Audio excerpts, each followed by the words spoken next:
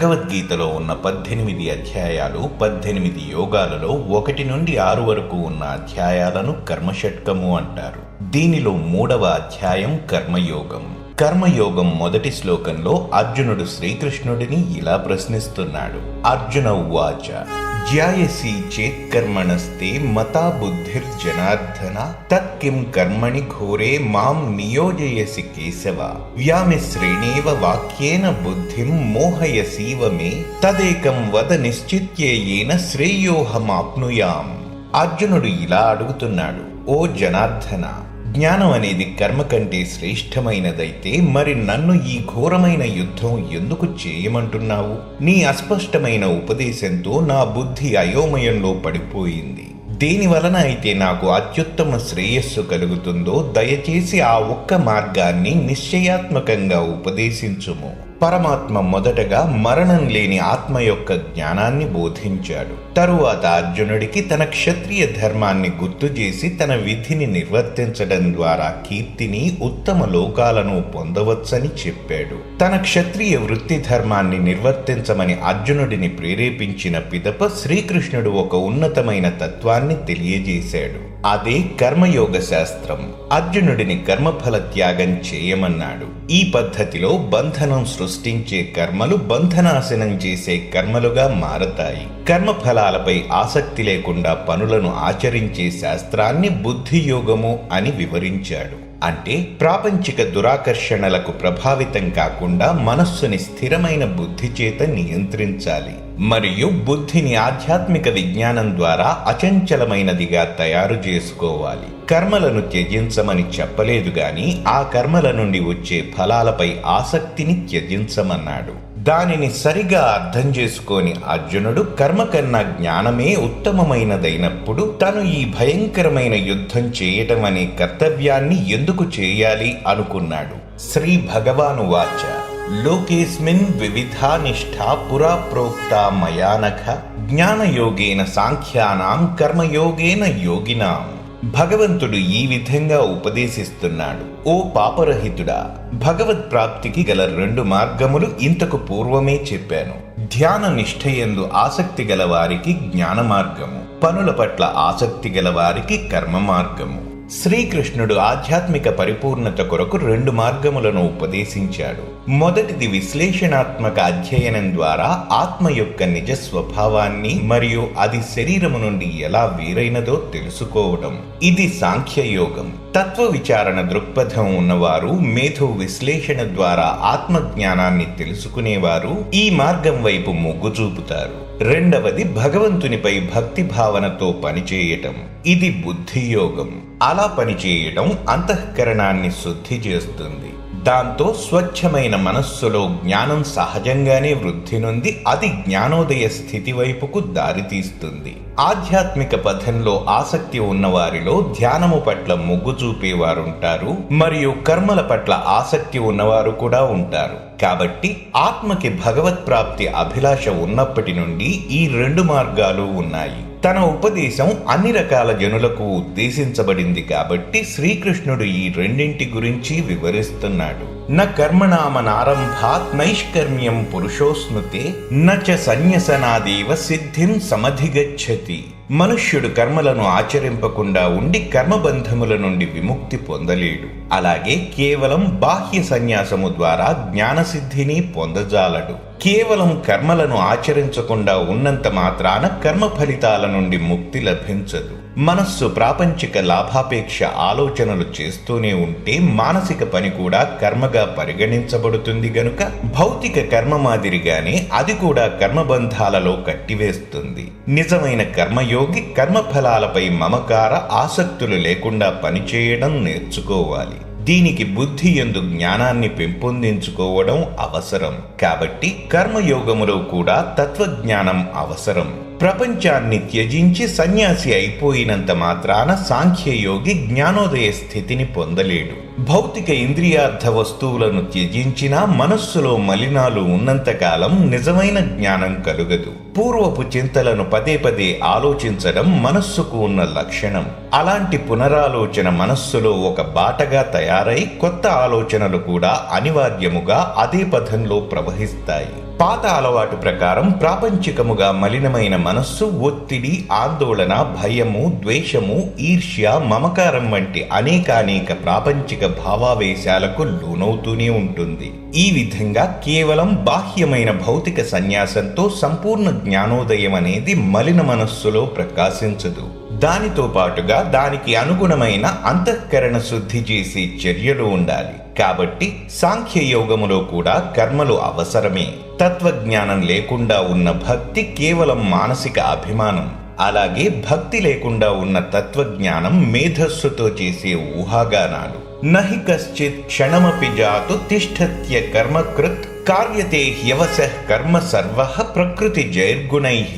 ఎవరు ఒక్క క్షణం కూడా కర్మను ఆచరించకుండా ఉండలేరు. నిజానికి అన్ని ప్రాణులు తమ తమ ప్రకృతి జనితమైన స్వభావాలచే ప్రేరేపితమై కర్మలు చేయవలసి ఉంటుంది. కొంతమంది కర్మ అనగా వృత్తి ధర్మము మాత్రమే అనుకుంటారు. అంతేగాని రోజువారీ పనులైన తినటం, త్రాగటం, నిద్రపోవడం, నడవటం మరియు ఆలోచించడం వంటివి కూడా అని ఆలోచించరు. శరీరంతో, మనస్సుతో, వాక్కుతో చేసే అన్ని పనులను కర్మలుగానే పరిగణించాలి. అందుకే ఒక్క క్షణమైనా పూర్తి క్రియారహితంగా ఉండటం సాధ్యం కాదు. ఊరికే కూర్చున్నా అదొక క్రియ, పడుకుంటే అది కూడా ఒక క్రియ. మనం నిద్రపోతే మనస్సు స్వప్నాలలో నిమగ్నమవుతుంది.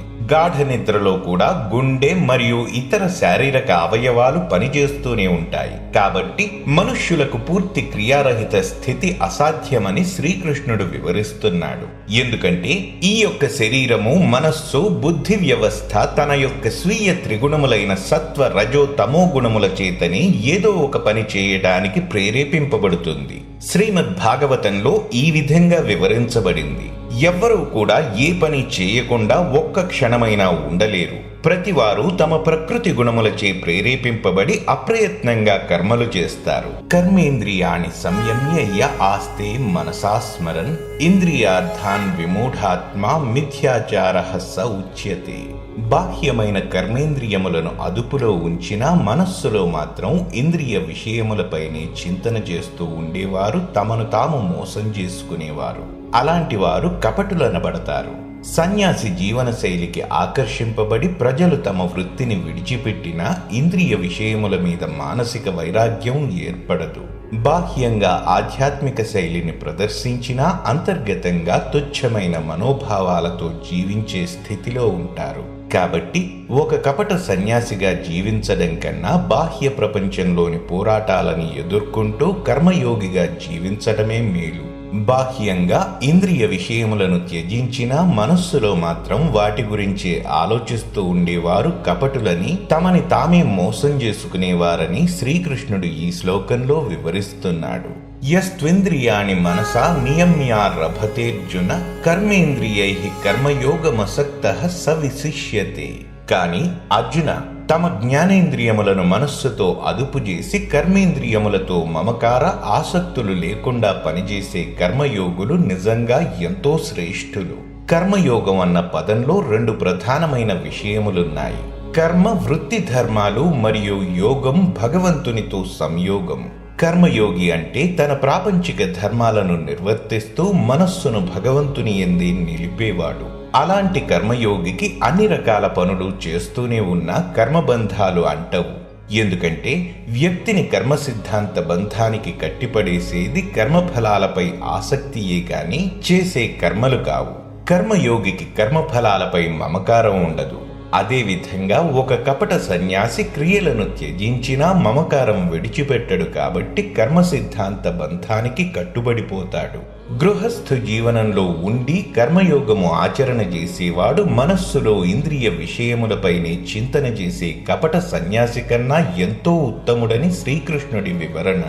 శరీరం జగత్తులో, మనస్సు భగవంతునిలో ఉంచి ప్రపంచంలో వ్యవహారాలు చేయటమే కర్మయోగం. శరీరంతో ఆధ్యాత్మికంగా ఉంటూ మనస్సు నిండా ప్రాపంచిక అనుబంధాలతో ఉండటమే కపటత్వం. నియతం కురు కర్మత్వం కర్మ జ్యాయో హ్యకర్మణః శరీర యాత్రాపి చతేన ప్రసిద్ధేద కర్మణః. కాబట్టి నీవు వేదముల అనుగుణంగా విధింపబడ్డ కర్తవ్యమును నిర్వర్తించాలి. ఎందుకంటే పనులు చేయడం అనేది క్రియారాహిత్యము కన్నా ఉత్తమమైనది. క్రియాకలాపములను విడిచిపెట్టడం వలన శరీర నిర్వహణ కూడా సాధ్యం కాదు. మనస్సు, బుద్ధి భగవద్ధ్యాసలో పూర్తిగా నిమగ్నమైపోయేంత వరకు కర్తవ్య ధోరణితో బాహ్యమైన భౌతిక పనులను చేయడం వ్యక్తి అంతఃకరణ శుద్ధికి చాలా మంచిది. కాబట్టి వేదములు మానవులకు ధర్మబద్ధ విధులను నిర్దేశించాయి. నిజానికి సోమరితనం అనేది ఆధ్యాత్మిక మార్గంలో అతిపెద్ద అవరోధాలలో ఒకటిగా చెప్పబడింది. సోమరితనం అనేది మనుష్యులకు ప్రధాన శత్రువు. అది మన శరీరంలోనే ఉంటుంది కాబట్టి మరింత హానికరమైనది. పని అనేది మనకు అత్యంత నమ్మకమైన స్నేహితుడి లాంటిది. అది పతనం నుండి కాపాడుతుంది. సాధారణ క్రియలైన తినడం, స్నానం చేయడం మరియు ఆరోగ్యం కాపాడుకోవడం వంటి వాటికి కూడా పని చేయాలి. ఈ యొక్క విద్యుక్తమైన క్రియలను నిత్య కర్మలు అంటారు. ఈ విధమైన ప్రాథమిక శరీర నిర్వహణ కార్యకలాపాలు విస్మరించడం పురోగతికి సంకేతం కాదు. అది శరీరము, మనస్సులను కృశింపజేసి బలహీనపరిచే సోమరితనానికి నిదర్శనం. మరో ప్రక్క చక్కటి పోషణతో ఆరోగ్యవంతంగా ఉంచుకున్న శరీరము ఆధ్యాత్మిక పథంలో ఎంతో సహకారంగా ఉంటుంది. కాబట్టి అలసత్వం అనేది భౌతిక పురోగతికి గాని ఆధ్యాత్మిక పురోగతికి గాని మంచిది కాదు. యజ్ఞార్థాత్ కర్మణోన్యత్ర లోకోయం కర్మబంధనః తదర్థం కర్మ కౌంతేయ ముక్త సంగః సమాచార. పనులను ఒక యజ్ఞంలాగా భగవదర్పితంగా చేయాలి. లేదంటే ఆ పనులు మనలను ఈ జగత్తులో కర్మబంధములలో కట్టివేస్తాయి. కాబట్టి ఓ కుంతిపుత్రుడా, నీకు నిర్దేశింపబడిన విధులను వాటి ఫలితములపై ఆసక్తి లేకుండా ఈశ్వర తృప్తి కోసం నిర్వర్తించుము. కత్తి బందిపోటు చేతిలో ఉంటే అది మనుష్యులను భయభీతులను చేయటానికి లేదా చంపటానికి ఆయుధమవుతుంది. అదే ఒక శస్త్రచికిత్స వైద్యుడి దగ్గర ఉంటే ప్రజల జీవితాలను కాపాడే పనిముట్టుగా ఉంటుంది. కత్తి దానికదే ప్రమాదకరమైనది కాదు, అలాగే శుభకరమైనది కాదు. దానిని వాడే విధానం బట్టి దాని ప్రభావం ఉంటుంది. పని అనేది మంచిదా చెడ్డదా అని చెప్పలేము. మానసిక దృక్పథం బట్టి అది ఉన్నతికి కారకం కావచ్చు లేదా బంధన కారకం కూడా అవ్వవచ్చు. తన ఇంద్రియ సుఖాల కోసం, అహంకార తృప్తి కోసం చేసే పని ఈ భౌతిక జగత్తులో బంధన కారకమవుతుంది. కానీ ఒక యజ్ఞంలాగా ఆ పరమాత్మ ప్రీతి కోసం చేసిన పని మాయాబంధనాల నుండి ముక్తి కలిగించి దైవానుగ్రహాన్ని ఆకర్షిస్తుంది. పనులు చేయడం అనేది మన యొక్క సహజ స్వభావం కాబట్టి ఈ రెంటిలో ఏదో ఒక దృక్పథంతో పని చేయాలి. మన మనస్సు నిశ్చలంగా ఉండలేదు కాబట్టి మనం ఏదో ఒక పని చేయకుండా ఒక్క క్షణం కూడా ఉండలేము. మనం కర్మలను భగవదర్పితంగా చేయలేకపోతే మన ఇంద్రియ మనస్సుల సంతృప్తి కోసం పని చేయవలసి వస్తుంది. అలా కాకుండా పనులను యజ్ఞంలాగా చేస్తే మనం సమస్త ప్రపంచాన్ని, దానిలో ఉండే ప్రతి దానిని భగవత్ సంబంధంగా చూసి అవి పరమాత్మ సేవలోనే ఉపయోగపడాలని భావిస్తాం.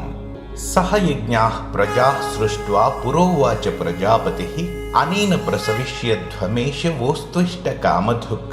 సృష్టి ప్రారంభంలో బ్రహ్మదేవుడు మానవ జాతిని వారి విధులతో పాటుగా సృష్టించి ఇలా చెప్పాడు: ఈ యజ్ఞములను ఆచరించడం ద్వారా వృద్ధి చెందండి.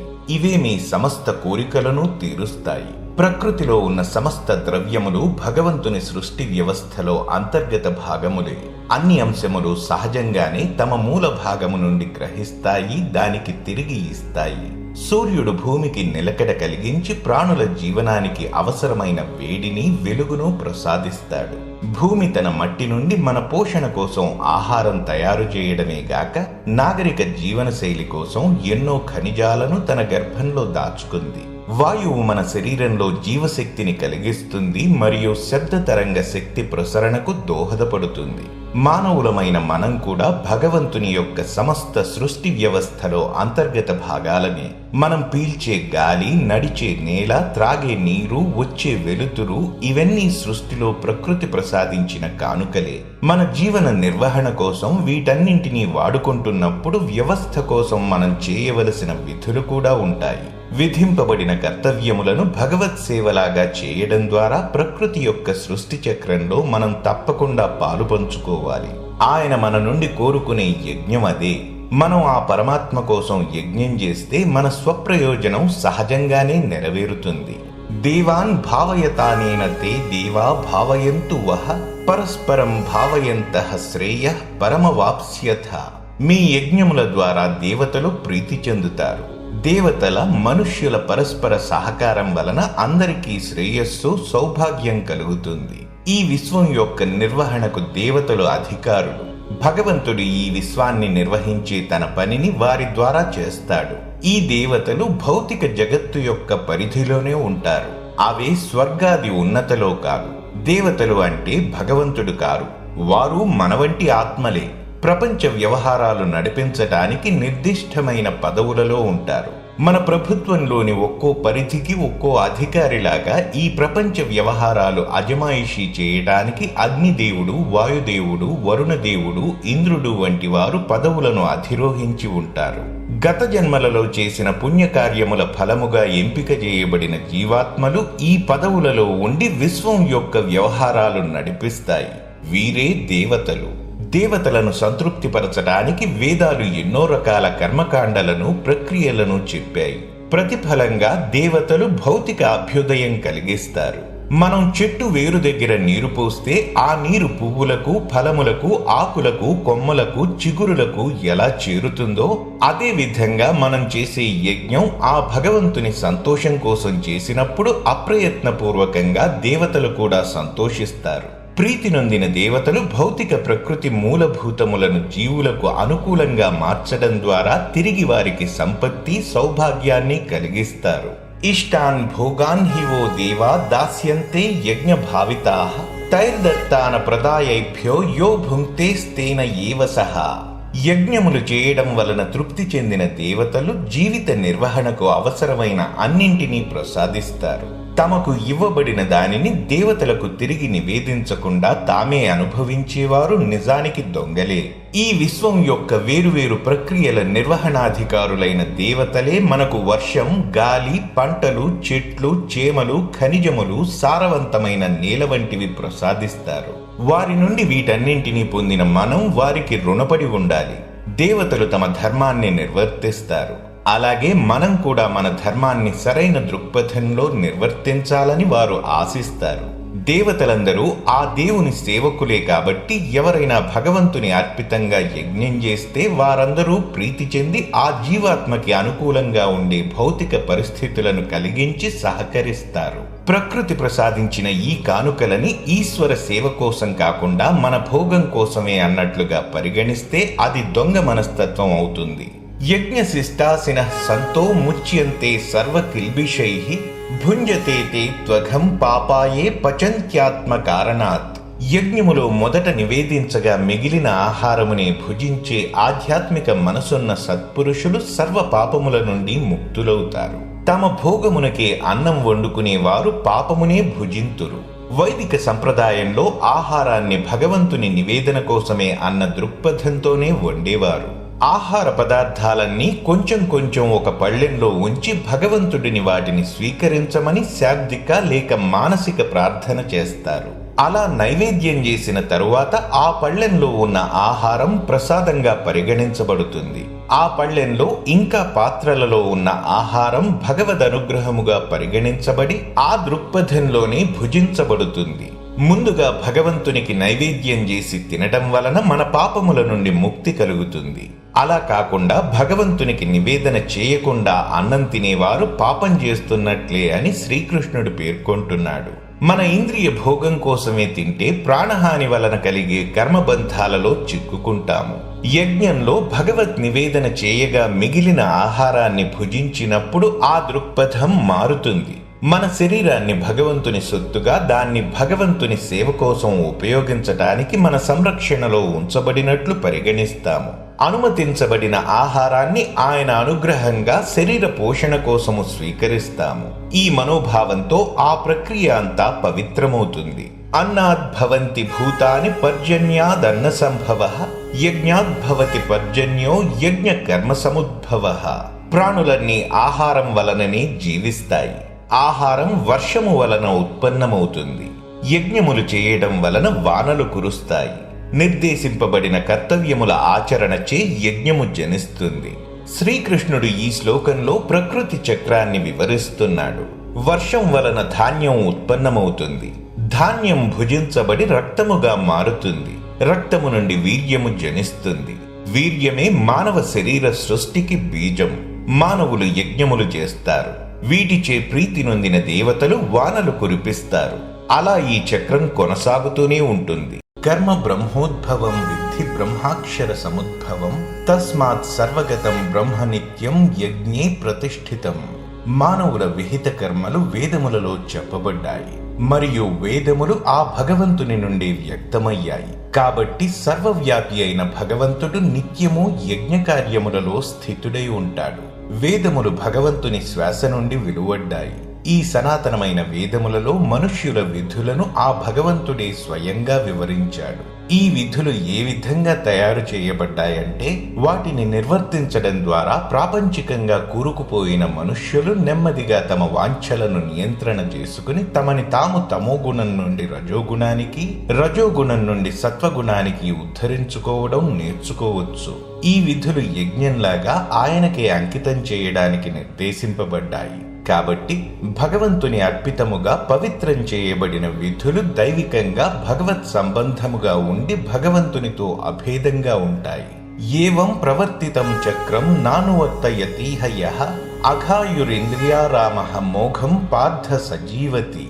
వేదములచే నిర్దేశించబడిన ఈ యజ్ఞ చక్రములో తమ బాధ్యతలను నెరవేర్చని వారు పాపులు. వారు తమ ఇంద్రియ భోగముల కోసమే జీవిస్తారు. అట్టివారి జీవితము వ్యర్థము. ఇక్కడ చక్రం అంటే ఒక సృష్టి క్రమంలో జరిగే క్రమబద్ధ పరిణామాలు. ఈ విశ్వం అనే చక్రంలో అందరు సభ్యులు తమ విధులను నిర్వర్తించి దాని యొక్క చక్కటి పరిభ్రమణానికి దోహదపడతారు. మనము కూడా ప్రకృతి చక్రం నుండి కావలసిన వాటిని తీసుకుంటాము. కాబట్టి మనము కూడా మనకు నిర్దేశించబడిన విధులు నిర్వర్తించాలి. ఈ పరంపరలో మన మానవులకు మాత్రమే తాము చేసే పనులను స్వీయ స్వేచ్ఛ ద్వారా ఎంచుకునే అవకాశం కల్పించబడింది. కాబట్టి మనం ఈ ప్రకృతి పరిణామానికి అనుకూలంగా ఉండి దోహదపడవచ్చు, లేదా ఈ విశ్వ వ్యవస్థ ఆటంకం లేకుండా నడవటానికి ఉపయోగపడవచ్చు. వివిధ ఆధ్యాత్మిక స్థాయిలలో ఉన్న అన్ని ప్రాణులను క్రమశిక్షణతో ఉంచి నేర్పించి ఉద్ధరించడానికి ఈ ప్రకృతి యొక్క చక్రం భగవంతుని ద్వారా ఏర్పాటు చేయబడింది. ఈ యజ్ఞంలో తమ కర్తవ్యాన్ని నిర్వహించడం ద్వారా పాలు పంచుకొనని వారు తమ ఇంద్రియములకు బానిసలై పాపపు జీవితాన్ని గడుపుతారని శ్రీకృష్ణుడు అర్జునుడికి విశదీకరిస్తున్నాడు. యస్త్వాత్మరతిరేవ స్యాదాత్మ తృప్తశ్చ మానవః ఆత్మన్యేవ చ సంతుష్టః తస్య కార్యం న విద్యతే. కానీ ఎవరైతే ఆత్మయందే రమింతురో, పరిపూర్ణ జ్ఞానంతో ఆత్మయందే సంతుష్టులుగా ఉందురో వారికి ఎట్టి కర్తవ్యమూ ఉండదు. బాహ్యమైన వస్తువుల కోసం కోరికలను త్యజించిన వారు మాత్రమే ఆత్మయందు రమిస్తూ సంతుష్టులుగా ఉండగలరు. ప్రాపంచిక కోరికలే మన బంధానికి మూల కారణం. కోరికలే అన్ని పాపాలకి మూల కారణం. అందుకే వాటిని త్యజించాలి. కోరికలను త్యజించడం అంటే ప్రాపంచిక కోరికలను వదిలిపెట్టడం. అంతేగాని ఆధ్యాత్మిక పురోగతి కోసం లేదా భగవత్ ప్రాప్తి కోసం ఉన్న కోరిక కాదు. మానసిక వాంఛలు మనలను మాయా ప్రపంచంలోకి గిరగిరా విసిరివేస్తాయి. ఎప్పుడైతే జీవాత్మ భగవంతుని నుండి విడిపోతుందో అప్పుడు భౌతిక శక్తి దానిని మాయలో కప్పివేస్తుంది. ఈ మాయ వలన తనను తాను శరీరమే అనుకుంటూ తనను తాను ఆత్మనని మరచిపోయి ఉండటం చేత దారుణమైన దుఃఖాలను అనుభవిస్తుంది. జ్ఞానోదయమైన వారు ఆత్మ అనేది భౌతికమైనది కాదని, దివ్యమైనదని, అందుకే నాశము లేనిదని తెలుసుకుంటారు. నశ్వరమైన ప్రాపంచిక వస్తువులు ఏవి నిత్యమైన ఆత్మదాహాన్ని తీర్చలేవు. కాబట్టి ఆ ఇంద్రియ వస్తు విషయములపై ఉండే యావ మూర్ఖత్వం. ఈ విధంగా ఆత్మజ్ఞానులైన మహాత్ములు తమ మనస్సుని భగవంతుని యందే సంయోగం చేసి తమలో తాము అంతులేని ఆనందాన్ని అనుభవిస్తారు. భగవంతునితో సంయోగము నొందిన వారు వేదముల శిరస్సుపై నడుస్తారు. అంటే వారు ఇక వేదములలో చెప్పిన నియమములను పాటించవలసిన అవసరం లేదు. నైవ తస్య కృతేనార్థో నా కృతేనేహ కశ్చన నచాస్య సర్వభూతేషు కశ్చిదర్థ వ్యపాశ్రయః. ఇటువంటి ఆత్మజ్ఞానులైన వారు తమ విధులను చేయడం వలన గాని చేయకపోవడం వలన గాని వారికి వచ్చేవి పోయేవి ఏమీ ఉండవు. తమ స్వార్థ ప్రయోజనం కోసం వారు ఇతర జీవుల మీద ఆధారపడవలసిన అవసరమూ లేదు.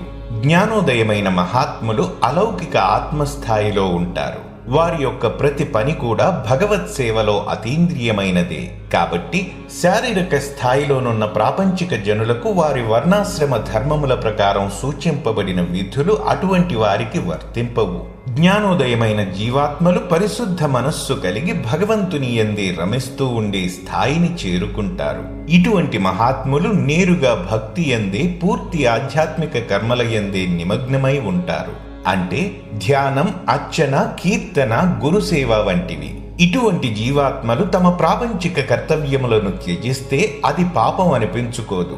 వారు కావాలనుకుంటే ప్రాపంచిక విధులను నిర్వర్తించవచ్చు గాని వాటిని తప్పక చేయాల్సిన అవసరం లేదు. అటువంటి సత్పురుషులు ప్రహ్లాదుడు, ధ్రువుడు, అంబరీషుడు, పృథువు మరియు విభీషణుడు అతీంద్రియ స్థాయిని చేరుకున్న తరువాత కూడా తమ విధులను నిర్వర్తించారు. ఇక కర్మయోగులు బాహ్యంగా తమ విధులను చేసినా అంతర్గతంగా తమ మనస్సు భగవంతుని యందే చేర్చినవారు. తమ ప్రాపంచిక ధర్మాన్ని విడిచిపెట్టి సన్యాస జీవితాన్ని తీసుకున్నవారు కర్మ సన్యాసులు. శంకరాచార్యులు, మధ్వాచార్యులు, రామానుజాచార్యుల వంటి వారు బాహ్యంగా, అంతర్గతంగా, శారీరకంగా, మనఃపూర్వకంగా భగవద్భక్తిలోనే నిమగ్నమై ఉంటారు. ఈ శ్లోకంలో శ్రీకృష్ణుడు అర్జునుడికి జ్ఞానోదయమయ్యే ఈ రెండు మార్గాలను సూచిస్తున్నాడు. తస్మాత్ అసక్తః సతతం కార్యం కర్మ సమాచార అసక్తో హ్యాచరన్ కర్మ పరమాప్నోతి పూరుషః. కాబట్టి మమకార బంధాలను విడిచిపెట్టి ఆసక్తిరహితుడవై నీ పనులను ఒక కర్తవ్యములాగా నిర్వహించుము. కర్మఫలములపై ఆసక్తి లేకుండా పనిచేయడం వలన మానవుడు ఆ పరమాత్మను చేరుకోగలడు. జనులు పూర్తి ఆధ్యాత్మిక జ్ఞానస్థాయిని చేరునంత వరకు వారి వారి విహిత కర్మలను చేస్తుండమని చెప్పాడు. జ్ఞానోదయమైన మహాత్ములు విధింపబడిన కర్మలను చేయనవసరం లేదని అన్నాడు. కాబట్టి అర్జునుడికి ఈ రెంటిలో ఏది యోగ్యమైనది అంటే ప్రస్తుతం చేయాల్సిన కర్తవ్యాన్ని వదిలి సన్యాసం తీసుకోవడం కన్నా తన క్షత్రియ ధర్మాన్ని నిర్వర్తించి దానిని భగవదర్పితం చేయమని శ్రీకృష్ణుడు బోధిస్తున్నాడు. ముల్లోకాలలో తన విధిని గురించి శ్రీకృష్ణుడు ఈ విధంగా సంభాషిస్తున్నాడు. కర్మణైవ హి సంసిద్ధిమాస్థితా జనకాదయః లోక సంగ్రహమేవాపి సంపశ్యన్ కర్తుమర్హసి యద్యదాచరతి శ్రేష్ఠః తత్తదేవేతరో జనః సయత్ ప్రమాణం కురుతే లోకస్తదనువర్తతే. తమ ధర్మములను నిర్వర్తించడం ద్వారానే జనక మహారాజు వంటి వారు సిద్ధిని పొందారు. ప్రపంచానికి ఒక చక్కటి ఆదర్శం చూపటానికి నీవు కూడా నీ కర్తవ్య నిర్వహణ చేయాలి. గొప్పవారు చేసే పనులను సామాన్య జనులు అనుకరిస్తారు. వారు నెలకొల్పిన ప్రమాణాన్ని ప్రపంచమంతా అనుసరిస్తారు. జనక మహారాజు తన రాజధర్మాలను నిర్వర్తిస్తూనే కర్మయోగం ద్వారా సిద్ధిని పొందాడు. మహోన్నతమైన జ్ఞానోదయ స్థితికి చేరుకున్న తరువాత కూడా కేవలం ప్రపంచానికి ఒక మంచి ఉదాహరణ చూపడం కోసం ఆయన తన ప్రాపంచిక విధులను నిర్వర్తించాడు. మహాత్ముల జీవితాలలో ఉన్న ఆదర్శాలను చూసి మనుష్య జాతి ప్రభావితమవుతుంది. అటువంటి నాయకులు తమ నడవడిక ద్వారా సమాజాన్ని ఉత్తేజపరచి జనులు అనుసరించడానికి మార్గదర్శకమవుతారు. ఎప్పుడైతే సత్ప్రవర్తన కలిగిన నాయకులు ముందుంటారో సహజంగానే మిగతా సమాజం కూడా నీతి ప్రవర్తన, నిస్వార్థం మరియు ఆధ్యాత్మిక బలంలో పుంజుకుంటారు. కానీ ఎక్కడ నియమబద్ధమైన నాయకత్వం లోపిస్తుందో మిగతా సమాజం కూడా వారికి అనుసరించే ప్రమాణం లేక స్వార్థపూరితంగా అనైతికతతో, ఆధ్యాత్మిక అనాసక్తతతో దిగజారిపోతుంది.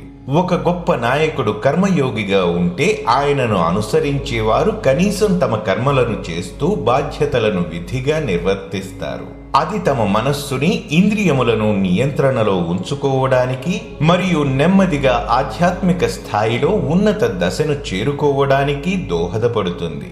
కాబట్టి సమాజానికి ఒక ఆదర్శం చూపడం కోసం అర్జునుడిని కర్మయోగం వైపుగా అడుగులు వేయమని శ్రీకృష్ణుడు సూచిస్తున్నాడు. నమే పార్థాస్తి కర్తవ్యం త్రిషు లోకేషు కించన నానవాప్తమవాప్తవ్యం వర్త ఏవచ కర్మణి. అర్జున, ఈ 3 లోకాలలో నేను చేయవలసిన కర్తవ్యం, పొందవలసినది, సాధించవలసినది ఏమీ లేదు. అయినా నేను చేయవలసిన విధులను చేస్తూనే ఉంటాను. మనమందరము ఎందుకు పనిచేస్తున్నామంటే మనకు ఏదో ప్రతిఫలం కావాలి కాబట్టి. మనమందరము అనంత ఆనంద సముద్రమైన భగవంతుని అణు అంశలం కాబట్టి ఆనందాన్ని వెతుకుతున్నాము. మనం చేసే ప్రతి పని ఆనందం కోసమే. కాని ఆనందం అనేది భగవంతుని శక్తులలో ఒకటి. అది ఆయనకు మాత్రమే అనంతమైన మేర ఉంటుంది. తనకు తానే సమగ్రమైన పరిపూర్ణుడైన ఆయనకు బాహ్యమైనదేమీ అవసరం లేదు. మహోన్నత వ్యక్తిత్వం గలవారు కర్మలు చేస్తే దానికి ఒకే ఒక కారణం ఉంటుంది. అది తమ కోసం కాదు, ఇతరుల సంక్షేమం కోసమే. తన సాకార స్వరూపంలో శ్రీకృష్ణుడిగా ఈ విశ్వంలో ఆయన చేయవలసిన కర్తవ్యం ఏమీ లేకపోయినా లోకహితార్థం పనిచేస్తున్నానని శ్రీకృష్ణుడు అర్జునుడికి చెబుతున్నాడు. యది హ్యహం న వర్తేయం జాతు కర్మణ్యతంత్రితః మమ వర్త్మానువర్తంతే మనుష్యాః పార్థ సర్వశః. ఓ పార్థ, నేను నా విహిత కర్మలను జాగ్రత్తగా చేయనిచో అందరు మనుష్యులు నా దారినే అనుసరిస్తారు. ఈ భూలోకంలో తన దివ్య లీలలలో భాగంగా శ్రీకృష్ణుడు ఒక గొప్ప నాయకుడిగా, రాజుగా తన పాత్రను నిర్వహించాడు. ఈ భౌతిక ప్రపంచంలో శ్రీకృష్ణుడు అత్యంత ధర్మాత్ముడైన వసుదేవ మహారాజు పుత్రునిగా వృష్ణి వంశంలో దర్శనమిచ్చాడు. ఒకవేళ శ్రీకృష్ణ పరమాత్మయే తన విహిత కర్మలను చేయకపోతే అలా ఉల్లంఘించటమే ప్రామాణిక పద్ధతి అని అనుకుంటూ ఎంతో మంది సామాన్య జనులు ఆయన అడుగుజాడల్లో నడుస్తారు. అలా చేస్తే జనులను తప్పుదారి పట్టించడంలో దోషుడయ్యేది తానే అని శ్రీకృష్ణుడు భావిస్తున్నాడు. ఉత్సీదేయురిమే లోకా న కుర్యాం కర్మ చేదహం శంకరస్య చ కర్తా స్యాముపహన్యామిమాః ప్రజాః. నేను నా కర్తవ్యములను చేయకపోతే ఈ సమస్త లోకాలు నాశనమవుతాయి. జరిగే అల్లకల్లోలానికి నేనే బాధ్యుడనవుతాను. మానవ జాతికి శాంతి లేకుండా అవుతుంది. శ్రీకృష్ణుడు ఈ భూలోకంలో ఒక మానవుడిగా కనిపిస్తూ అవతరించినప్పుడు ఆయన రాజవీరుల కుటుంబీకునిగా సమాజంలో అన్ని విధాలా తన స్థాయికి తగ్గట్లుగా వ్యవహరించాడు. ఆయన అలా చేయకపోతే ధర్మాత్ముడైన వసుదేవ మహారాజు పుత్రుని ప్రవర్తనను అనుకరించాలని మిగతా జనులు ఆయన చేసినట్లే చేయ ప్రారంభిస్తారు. శ్రీకృష్ణుడు వేద విహిత కర్మలు నిర్వర్తించకపోతే ఆయనను ఆదర్శంగా తీసుకునే మానవులు కర్మలు చేయవలసిన క్రమశిక్షణ నుండి తప్పిపోయి గందరగోళ స్థితికి లోనవుతారు. అదేవిధంగా అర్జునుడు యుద్ధంలో అపజయం ఎరుగనివాడని ప్రపంచ ప్రఖ్యాతి నొందాడు. అతను ధర్మాత్ముడైన యుధిష్ఠిర మహారాజు తమ్ముడు కూడా. అలాంటి అర్జునుడే తన ధర్మబద్ధమైన కర్తవ్యమును నెరవేర్చకపోతే ఎంతో మంది ఉన్నతమైన ఇతర వీరులు, యోధులు ధర్మ పరిరక్షణలో తమకున్న కర్తవ్యమును విడిచిపెట్టవచ్చు. ఇది ప్రపంచ సమతుల్యతను నాశనం చేసి ధర్మాత్ములు, అమాయకులు అయిన ప్రజల వినాశనానికి కారకమవుతుంది. అందుకే సమస్త మానవజాతి కళ్యాణం కోసం తన వేద విహిత విధులను నిర్వర్తించడాన్ని నిర్లక్ష్యం చేయవద్దని శ్రీకృష్ణుడు అర్జునుడికి నచ్చజెబుతున్నాడు. జ్ఞానులు కూడా తమ కర్మలను ఎందుకు ఆచరించాలో శ్రీకృష్ణుడు ఇలా వివరిస్తున్నాడు. సక్తాః కర్మణ్య విద్వాంసో యథా కుర్వంతి భారత కుర్యాద్ విద్వాంస్ తథా సక్తః చికీర్షుర్లోక సంగ్రహం.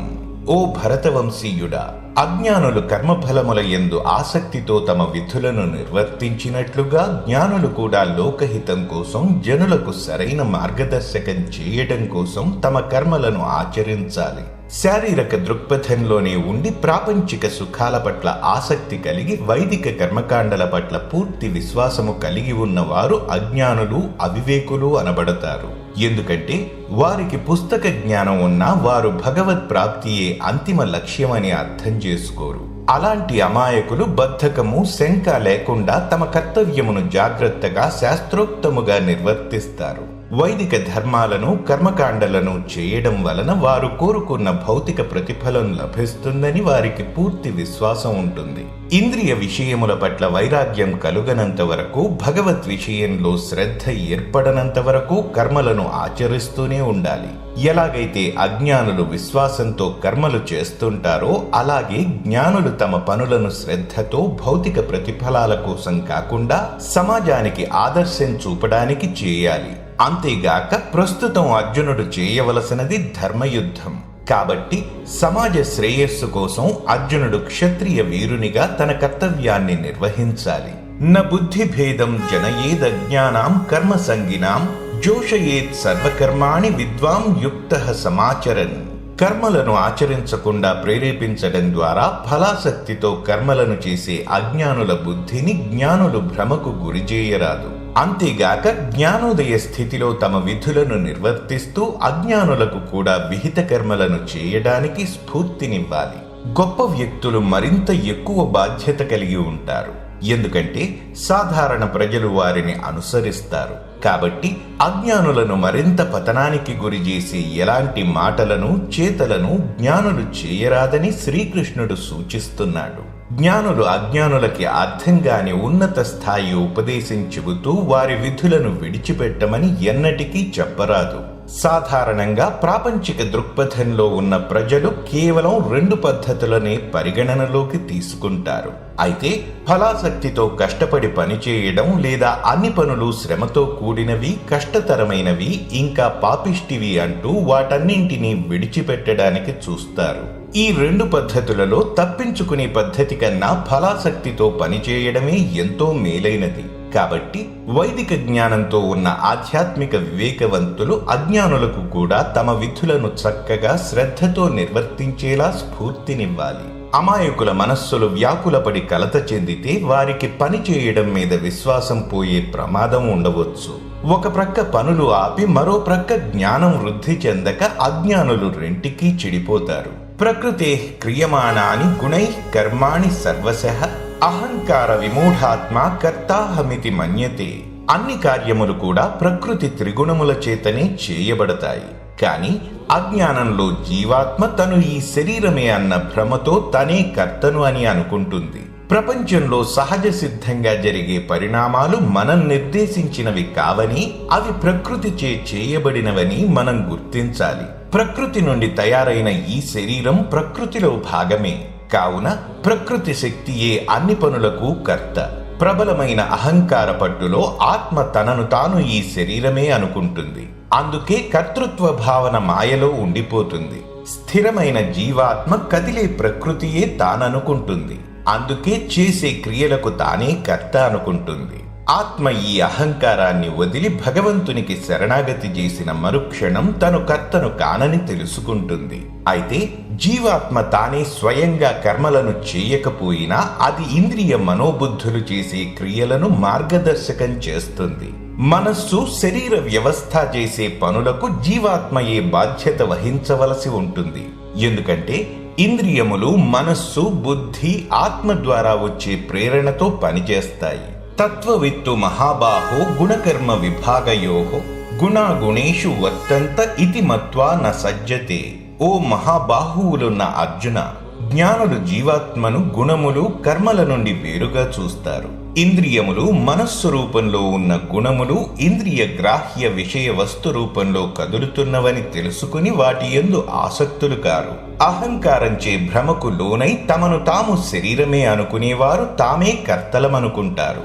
అహంకారాన్ని నిర్మూలించిన వారు శారీరక దృక్పథం నుండి స్వేచ్ఛను పొంది తమ ఆధ్యాత్మిక విలక్షణతను భౌతిక శరీరం కంటే వేరుగా చూస్తారు. కాబట్టి వారు ప్రాపంచిక క్రియలకు తామే కర్తలమని మభ్యపడరు.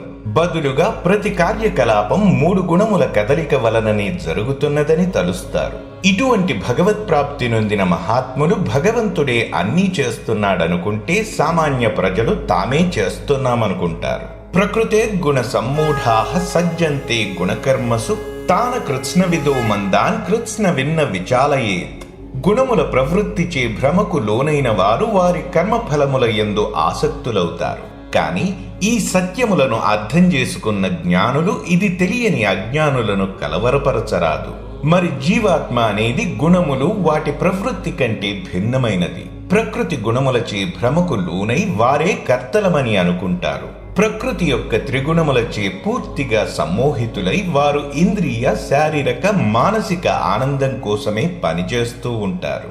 వారు కర్మలను ఒక కర్తవ్యంగా ఫలాపేక్ష లేకుండా చేయలేరు. కానీ జ్ఞానులు అంతగా విషయ జ్ఞానం లేని వారి మనస్సులను కలవరపెట్టకూడదు. అంటే జ్ఞానులు తమ అభిప్రాయాలను అజ్ఞానులపై రుద్దకూడదు. నీవు ఆత్మవి, శరీరం కాదు కాబట్టి కర్మ అర్థరహితమైనది, దానిని విడిచిపెట్టు అని చెప్పకూడదు.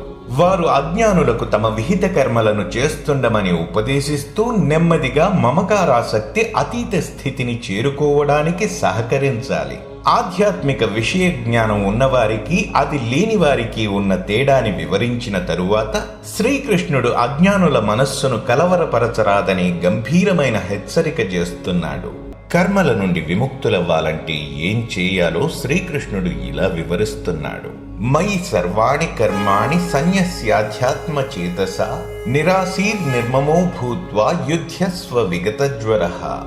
అన్ని కార్యములను నాకు అర్పితముగా చేసి పరమేశ్వరుడైన నాయందే నిరంతరం నీ ధ్యాస ఉంచుము. ఆశ, స్వార్థ చింతన మరియు మానసిక శోకమును వీడిన వాడవై యుద్ధము చేయుము. దేవునిపై ఆధారపడి కర్మలను నిర్వహించాలి. ఎందుకంటే అదే జీవుని సహజ స్థితి. భగవానుని ఆజ్ఞలకు లోబడి జీవించడమే నిజమైన స్థితి. కాబట్టి ఆయన సహకారము లేకుండా జీవుడు స్వయంగా ఆనందాన్ని అనుభవించలేడు. అందుకే శ్రీకృష్ణుడు అర్జునుడిని యుద్ధము చేయమని బోధిస్తున్నాడు. భగవానుని సత్సంకల్పం కోసం మానవుడు సర్వము త్యాగం చేయడమే కాకుండా విద్యుక్త ధర్మములను కూడా ఎటువంటి మమకారం లేకుండా నిర్వహించాలి. కర్మఫలములకు ఆశింపక ప్రభువు యొక్క ఆజ్ఞను అనుసరించి నడుచుకోవాలి. అంటే ఒక గుమాస్తా తన యజమాని ధనాన్ని లక్షల్లో లెక్కించినా ఒక్క పైసా కూడా తీసుకోలేడు.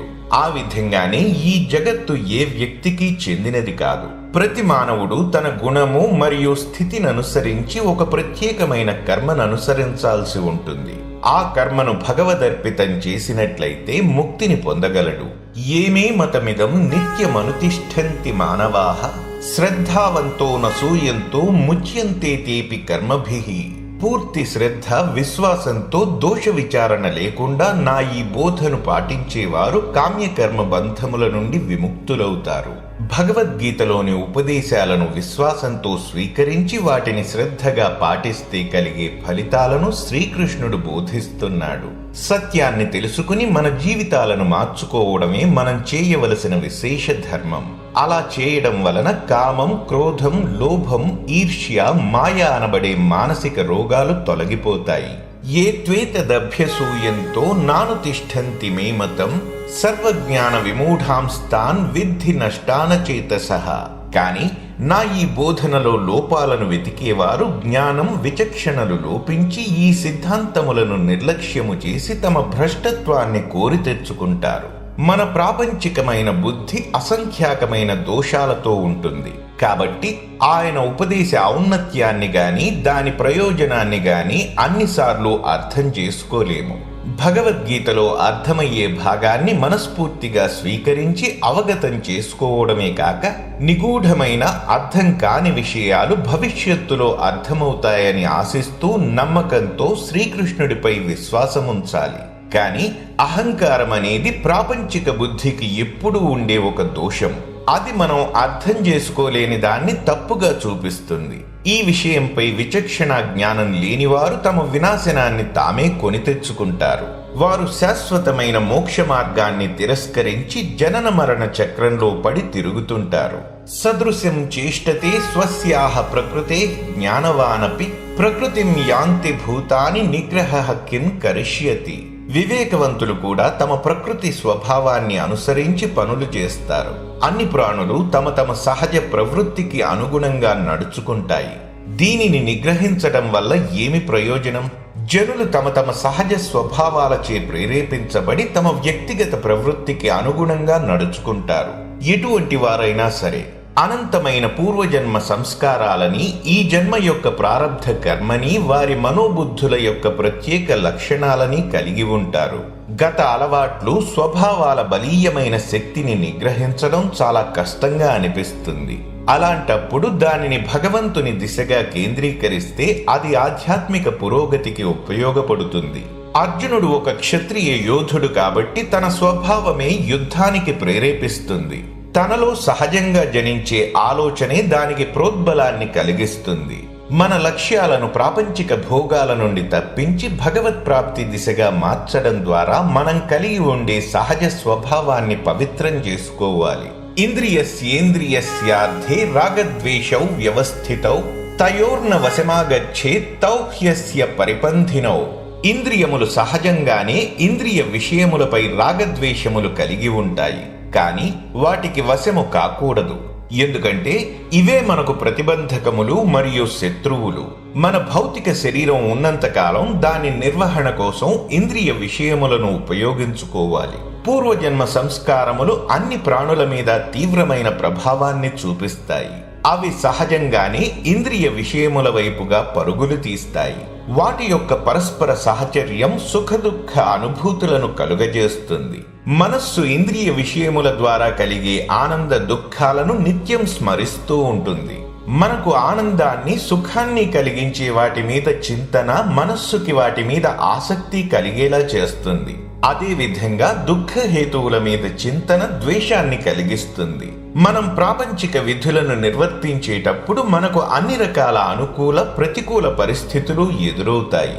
సుఖాల కోసం ప్రాకులాడకుండా, దుఃఖాల నుండి పారిపోకుండా ఉండడానికి మనం అభ్యాసం చేయాలి. మనో ఇంద్రియముల ఇష్ట అయిష్టములకు బానిసలైపోకుండా ఉంటే మనం నిమ్న స్వభావాన్ని అధిగమించినట్లే. అలా ఉండాలంటే రాగద్వేషాలలో వేటికి వశం కాకూడదు. స్వధర్మ నిర్వహణ గురించి శ్రీకృష్ణుడు ఇలా వివరిస్తున్నాడు. శ్రేయాన్ స్వధర్మో విగుణః పరధర్మాత్ స్వనుష్ఠితాత్ స్వధర్మే నిధనం శ్రేయః పరధర్మో భయావహః. ఇతరుల ధర్మాన్ని చక్కగా చేయడం కన్నా లోపాలతో కూడి ఉన్నా సరే తన సహజ ధర్మాన్ని నిర్వర్తించటమే అత్యుత్తమం. నిజానికి స్వధర్మాన్ని నిర్వర్తించటంలో మరణించినా మంచిదే కాని ఇతరుల మార్గాన్ని అనుసరించడం ప్రమాదకరమైనది. జీవాత్మ యొక్క ధర్మం భగవంతుణ్ణి ప్రేమించడమే. అదే మన అస్తిత్వానికి ఉన్న మూల సూత్రం. మన వ్యక్తిగత ధర్మం మనకున్న ప్రస్తుత జీవనంలోని సందర్భం, పరిస్థితి, పరిపక్వత మరియు వృత్తిని బట్టి ఉంటుంది. జీవనశైలి మారినప్పుడు, ఆధ్యాత్మికంగా పురోగమించినప్పుడు ధర్మం అనేది మారుతుంది. అందుకే తన వృత్తి ధర్మాన్ని చేయమని అర్జునుడికి బోధిస్తున్నాడు శ్రీకృష్ణుడు. మన సహజ స్వభావం ద్వారా జనించిన విధులను మానసిక స్థైర్యముతో చాలా సునాయాసంగా చేయవచ్చు. కానీ ఇతరుల విధులు చూడడానికి ఆకర్షణీయంగా అనిపించినా అది ప్రమాదకరమైనది. వారి ధర్మం మన స్వభావంతో పొసగకపోతే అది మన ఇంద్రియ మనోబుద్ధులలో ఘర్షణకు దారితీస్తుంది. అంతేకాకుండా మన అంతఃకరణానికి హాని కలిగించి ఆధ్యాత్మిక పురోగతికి అడ్డంకి అవుతుంది. అసహజమైన పరుల ధర్మములు చేయడం కన్నా స్వంత ధర్మములు నిష్ఠగా చేయడంలో మరణించిన ఉత్తమమే అన్న సందేశాన్ని ఇస్తున్నాడు భగవానుడు. అర్జున ఉవాచ అథకేన ప్రయుక్తోయం పాపం చరతి పూరుషః అనిచ్ఛన్నపి వార్ష్ణేయ బలాదివ నియోజితః. అర్జునుడు ఈ విధంగా ప్రశ్నిస్తున్నాడు. ఓ వృష్ణివంశీయుడైన శ్రీకృష్ణ, ఎందుకు ఒక వ్యక్తి అయిష్టంగానైనా బలవంతంగానైనా ఏదో శక్తి చేయించినట్లు పాపపు పనులు చేయటానికి ప్రేరేపింపబడుతున్నాడు? అర్జునుడు శ్రీకృష్ణుడిని మానవ సంఘర్షణను సూచించే ఒక వాస్తవిక సందేహాన్ని అడిగాడు. పాపపు పనులు చేసేటప్పుడు మనందరికీ ఇది తప్పు అనే భావననో లేదా పశ్చాత్తాపాన్నో కలిగించే ఒక మనస్సాక్షి ఉంటుంది. భగవంతుడు సర్వ సుగుణములకు నిలయమన్న నిజం మీద మనస్సాక్షి స్థితమై ఉంటుంది. ఆయన అంశ అయినటువంటి మనకు సుగుణములకు, మంచితనానికి ఆకర్షితమయ్యే సహజ స్వభావం ఉంటుంది. జీవాత్మకు సహజ స్వభావంగా ఉన్న మంచితనము మనస్సాక్షికి స్వరాన్నిస్తుంది. కాబట్టి దొంగతనం చేయడం, మోసం చేయడం, దూషించడం, లాక్కోవటం, హత్య చేయడం, హింసించడం మరియు అవినీతి వంటివి తప్పు అని తెలియజేస్తుంది. సహజ జ్ఞానం ద్వారా ఇవి పాపిష్టి పనులని మనకు తెలిసినా ఏదో ఒక బలీయమైన శక్తి ప్రేరేపించినట్లుగా మనం ఈ పనులు చేస్తుంటాము. ఆ బలీయమైన శక్తి ఏమిటో అర్జునుడు తెలుసుకోవాలనుకుంటున్నాడు. అందుకే దానికి సమాధానం చెప్పమని శ్రీకృష్ణుడిని అడుగుతున్నాడు. శ్రీ భగవాను వాచ కామయేష క్రోధయేష రజోగుణ సముద్భవః మహాశనో మహాపాప్మా విద్యేనమిహ వైరిణం. భగవానుడు ఇలా సమాధానమిస్తున్నాడు. రజోగుణము నుండి ఉత్పన్నమయ్యే కామము అంటే కోరికలు, వాంఛలే తదుపరి క్రోధముగా పరిణామం చెందుతాయి. దీనిని లోకంలో సర్వనాశనం చేసే పాపిష్టిదానిగా తెలుసుకునుము. వేదములలో కామము అన్న పదాన్ని కేవలం లైంగిక వాంఛల కోసమే గాక మనం ఈ శరీరమే అన్న దృక్పథంలో ఉన్న అన్ని భౌతిక కోరికలను ఉద్దేశించి వాడబడుతుంది. ఈ విధంగా కామము ఎన్నో రకాలుగా బహిర్గతమవుతుంది. డబ్బుల కోసం యావ, వస్తువుల కోసం ఆశ, కీర్తి ప్రతిష్టలపై కోరిక, అధికారం కోసం తపన మొదలగునవి. ప్రతి ఒక్క ప్రాణికి స్వసహజంగా ఉండే భగవంతుని యందు ప్రేమ వక్రదారిలో పరావర్తనమైనప్పుడు అది కామంగా మారుతుంది. ఎప్పుడైతే జీవాత్మ ఈ శరీరమనే భౌతిక శక్తితో అనుసంధానమవుతుందో ఆత్మ యొక్క భగవంతునిపై ప్రేమ రజోగుణ సాంగత్యం కారణంగా కామముగా మారుతుంది. దివ్య ప్రేమ అనేది భగవంతుని యొక్క అత్యున్నత శక్తి. కాబట్టి భౌతిక ప్రపంచంలో దాని యొక్క వక్రమైన పరివర్తన అంటే కామము కూడా ప్రాపంచిక కార్యాలలో అత్యంత శక్తివంతమైనది. ప్రాపంచిక వస్తువులు తృప్తిని, ఆనందాన్ని ఇస్తాయని నమ్మించి రజోగుణము ఆత్మను ప్రలోభానికి గురి చేస్తుంది. దాంతో వాటిని పొందటానికి మనిషి ఆశపడతాడు. కామము, లోభము మరియు క్రోధము అనబడే ఈ మూడింటి ప్రభావం చేత మనిషి పాపాలు చేస్తాడు. అందుకే శ్రీకృష్ణుడు కామమే అన్ని అరిష్టాలకు మూల కారణమని అంటున్నాడు. ధూమేనావ్రియతే వహ్నిః యథాదర్శో మలేన చ యథోల్బేనావృతో గర్భస్తథా తేనేదమావృతం. నిప్పు పొగచే కప్పబడినట్లుగా, దుమ్ముచే అద్దం మసకబారినట్లుగా, గర్భాశయముచే భ్రూణ శిశువు ఆచ్ఛాదింపబడినట్లుగా ఒక వ్యక్తి యొక్క జ్ఞానము కామముచే కమ్మివేయబడుతుంది. ఏది మంచో ఏది చెడో తెలుసుకోగల జ్ఞానాన్నే విచక్షణ అంటారు. ఈ విచక్షణ మన బుద్ధిలో ఉంటుంది. కానీ కామమనేది ఎంత బలమైన శత్రువు అంటే అది బుద్ధి యొక్క విచక్షణా శక్తిని కప్పివేస్తుంది. శ్రీకృష్ణుడు ఈ విషయాన్ని వివరించడానికి 3 స్థాయిలలో ఉదాహరణలను చూపిస్తున్నాడు. వెలుగునిచ్చే అగ్ని పొగచే కప్పివేయబడుతుంది. ఈ పాక్షికమైన కప్పివేత సాత్విక కోరికల వలన జనించే పలుచని మబ్బు లాంటిది. ఒక అద్దం సహజంగానే ప్రతిఫలింపజేస్తుంది, కానీ దుమ్ముచే మాసిపోతుంది. ఈ యొక్క అపారదర్శకత అనేది బుద్ధిపై రజోగుణ కోరికలు కలుగజేసే ముసుగు వంటిది మరియు గర్భము యందు భ్రూణము వలె పూర్తిగా దాచి ఉంచబడుతుంది. ఈ యొక్క పూర్తి కప్పివేత అనేది తామసిక కోరికలు విచక్షణా శక్తిని నశింపజేయడం వలన కలిగే పరిణామం వంటిది. ఈ ప్రకారంగా మన కోరికల స్థాయిని బట్టి మనం విన్న, చదివిన ఆధ్యాత్మిక జ్ఞానం మరుగునబడిపోతుంది. ఆవృతం జ్ఞానమేతేన జ్ఞానినో నిత్య వైరిణ కామరూపేణ కౌంతేయ దుష్పూరేణానలేనచ.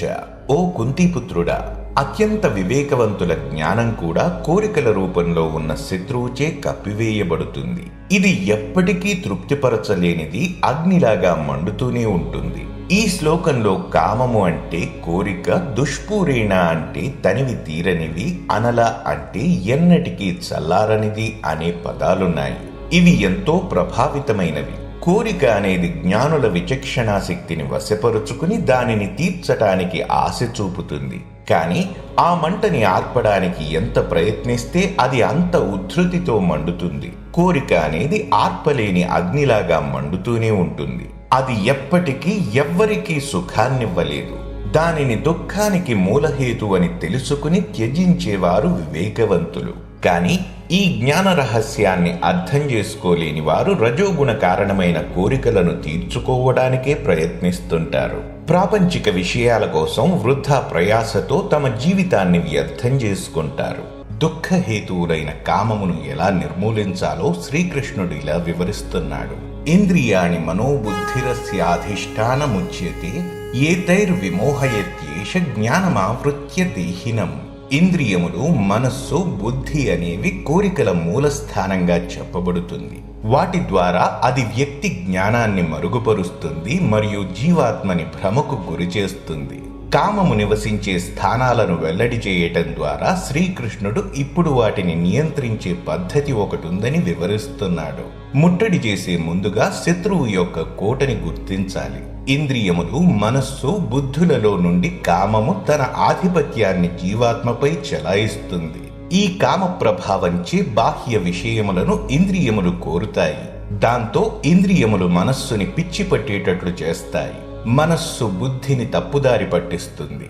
అప్పుడు బుద్ధి తన విచక్షణా శక్తిని కోల్పోతుంది.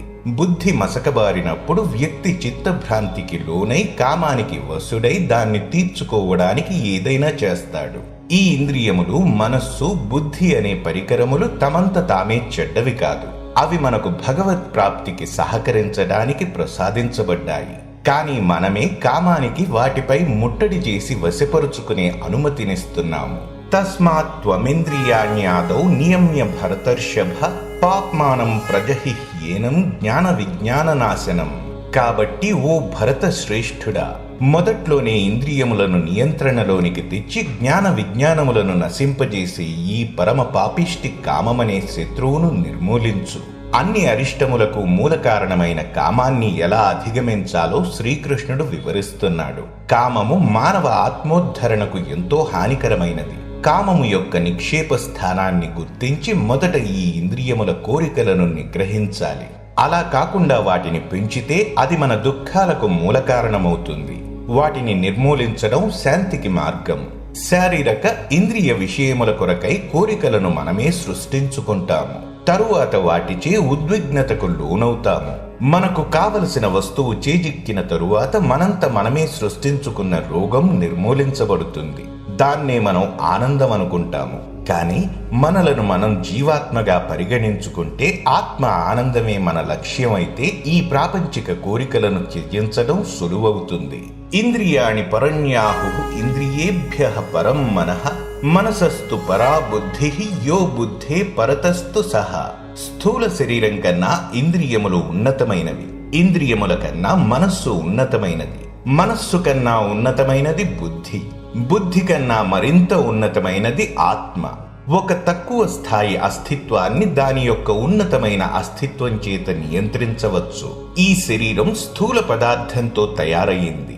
దానికన్నా ఉన్నతమైనవి 5 జ్ఞానేంద్రియములు. ఇంద్రియముల కన్నా మించినది మనస్సు. మనస్సు కన్నా ఉన్నతమైనది విచక్షణా శక్తి కలిగిన బుద్ధి. కానీ ఈ బుద్ధి కన్నా మించినది దివ్యాత్మ. ఇంద్రియములు, మనస్సు, బుద్ధి మరియు ఆత్మల ఆధిపత్య క్రమం యొక్క జ్ఞానాన్ని మన కామాన్ని కూకటి వేళ్లతో పెకలించి వేయటానికి ఉపయోగించుకోవచ్చు. ఏవం బుద్ధే పరం బుద్ధ్వా సంస్తభ్యాత్మానమాత్మనా జహి శత్రుం మహాబాహో కామరూపం దురాసదం. ఈ విధంగా జీవాత్మ అనేది భౌతికమైన బుద్ధి కన్నా ఉన్నతమైనదని తెలుసుకుని, ఓ మహాబాహువులు గలవాడా, నిన్ను నీవు వశపరుచుకొనుము. అంటే ఇంద్రియ మనోబుద్ధులను నీ ఆత్మశక్తి ద్వారా లోబరుచుకొనుము మరియు కామమనే బలీయమైన శత్రువును సంహరింపుము. ఆత్మ అనేది భగవంతుని అంశ కాబట్టి అది దివ్యమైనది. అంటే అది కోరుకునే దివ్య ఆనందం దివ్య వస్తువు ద్వారానే లభ్యమవుతుంది. ఎందుకంటే ప్రాపంచిక వస్తువులన్నీ భౌతికమైనవే. ఈ భౌతిక విషయములు ఆత్మ యొక్క గాఢమైన అంతర్లీన తపనని తీర్చలేవు. కాబట్టి వాటి కోసం కోరికలను సృష్టించుకోవడం నిష్ప్రయోజనమైన పని. మనం తప్పకుండా మన బుద్ధికి శిక్షణ ఇచ్చి ఆ తరువాత దానిని మనస్సు, ఇంద్రియములను నియంత్రించటానికి వినియోగించాలి. ఉదాహరణకు 5 గుర్రాలచే లాగబడే ఒక రథం ఉంది. ఆ గుర్రాలకు నోటి యందు పగ్గాలున్నాయి. ఆ పగ్గాలు రథసారథి చేతిలో ఉన్నాయి. ఆ రథం వెనుక భాగంలో ఒక ప్రయాణీకుడున్నాడు. నిజానికి ఆ ప్రయాణీకుడు రథసారథికి దిశానిర్దేశం చేయాలి. అప్పుడు సారథి పగ్గాలతో గుర్రాలకి దిశానిర్దేశం చేయాలి.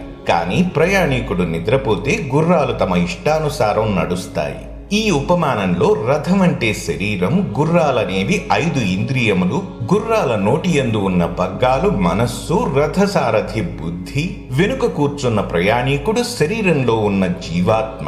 ఇంద్రియములైన గుర్రాలు భోగాలను కోరుకుంటాయి. పగ్గాలు గుర్రాలను నియంత్రించలేనట్లు మనస్సు ఇంద్రియములపై నియంత్రణ చేయటం లేదు.